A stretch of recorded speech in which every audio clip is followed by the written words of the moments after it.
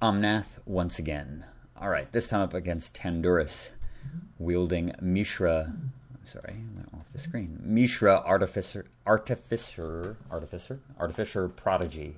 And it's this very strange card to see. I don't know if I've ever actually played that. Among all the Grixis options that are available in EDH, this guy seems possibly the weirdest one that I've ever seen. Mainly because of the fact that if you look at his ability, it talks about searching your library for something of the same name as that spell, which is pretty weird considering you can't play with duplicate artifacts, but whatever.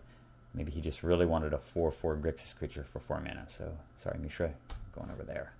And I think I'm actually going first this game, and I have a very, very good draw, given the fact that it's got both Arbor Elf and Sylvan Scrying in it, which means that I'm going to have turn 2 Omnath, followed by Sylvan Scrying for Gaia's Cradle, and yeah, it could be crazily explosive, plus the Life's Legacy is incredibly powerful as a way to draw tons of cards. Yeah, I'm going first here. Alright, Mr. Tanduras, you better do something amazing. He just leads with Volcanic On and says nothing, and I draw Tooth and Nail.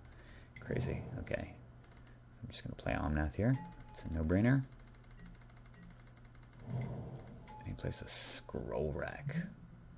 Kind of cool-looking card. I'm not sure how that's a Scroll Rack, but whatever. Looks like this is like, looks like a pipe organ or something. Whatever. Alright. Alright. I'm going to go fetch a land here. And I decide, I could have, of course, Sylvan Scrying for Gaia's Cradle and played it, but that actually doesn't make, it makes 1 less mana, and that prevents me from playing the Oracle of Moldea, which I decide is better, especially if I get lucky and get a land on top. So I'm first going to smash for 5 here, and then I play the Oracle, and I don't, and I think, yeah, there actually was a land on top there too, which is quite nice. So he's still screwing around. He plays Mana Vault, another masterpiece. I guess that kind of looks like a vault of something. And he taps 4 mana, and he Chaos Warps.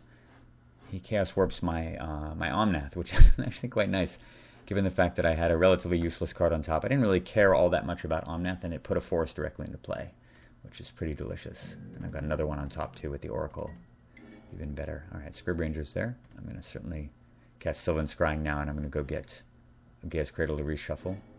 There's Draga Tree Speaker. Play Cradle.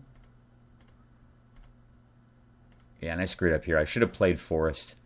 I was looking at doing the math wrong, and then realized, oh, wait a minute, I have Oracle of Moldea. So I could have played this Forest, cast Oracle of Moldea, and that would have allowed me to float 3 mana off of, or cast Omnath, and that would have allowed me to float 3 mana off of Gaia's Cradle, which would have been quite a bit better.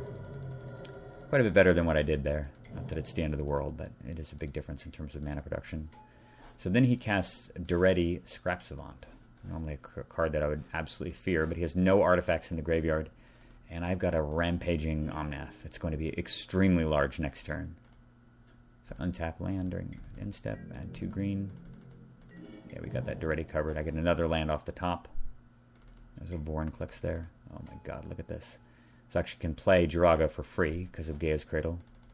Tap a ton of mana because he's completely defenseless here. Smash it for 16. So he's down to 6, and then post-combat, yeah, cast Tooth and Nail, get Void Winnower and Terastodon. Void Winnower is a card that I've added to the deck recently. I think this thing is insanity, because if you're able to just cheat it out, or if you're able to just hard cast it, which isn't really that difficult, it kind of protects itself as well as the rest of the board. It prevents nearly all the Wrath of God effects in the format are stopped by Void Winnower, which is a really, really huge deal. And it's just incredibly powerful, very problematic card to deal with. And I get to go Terastodon, but I actually, yeah, I already had a big guy in my hand. So I got Void Winnower to cast later, and I just, of course, cast Terastodon to kill his colored mana, and use the mighty Woodfall Primus to kill off Duretti, because he'd be able to reanimate his Wormcoil Engine with it. But, yeah, he ain't doing shit right now. It's basically just utterly over. And I think the writing is more than on the wall. And after untapping, he just looks at the board state, sees himself at 6, and I've got giant insane creatures in play, and he packs this game in. So just a very quick, concise beating with the mono green deck. Very nice demonstration of what it's capable of. And I didn't have a particularly crazy draw, given the fact that I only had Arbor Elf and Sylvan Scrying, but obviously things got out of control really quickly, as they tend to do with this green deck, especially if your opponent is not playing with fast sweepers and spot removal and a lot of early permission. You can just run them over with the green deck quite quickly. And I've got another game that's also quite flashy and awesome, so look forward to that. See you soon.